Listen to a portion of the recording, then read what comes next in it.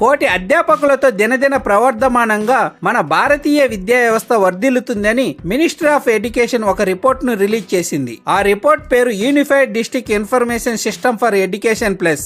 దేశ ముఖ చిత్రాన్ని మార్చే సత్తా విద్యా వ్యవస్థకు మాత్రమే ఉంటుంది. Education is the key weapon to change face of the nation. గతంతో పోలిస్తే విద్యా వ్యవస్థలో అనేక మార్పులు చోటు చేసుకున్నవి. క్వాలిటీ ఆఫ్ ఎడ్యుకేషన్ పెరిగింది. అలాగే జెండర్ ఈక్వాలిటీ అంటే మేల్ ఫీమేల్ పోటాపోటీగా చదువుతున్నారు. స్కూల్ డ్రాప్ అవుట్స్ 2022-23 తో పోలిస్తే 2024-25 లో బాగా తగ్గాయి. స్కూల్స్ లో కావాల్సిన బేసిక్ మౌలిక సదుపాయాలు పెరిగాయి. టీచింగ్ స్కిల్స్ లో చాలా మార్పులు చోటు చేసుకున్నవని unified district information system of education plus report చెబుతుంది.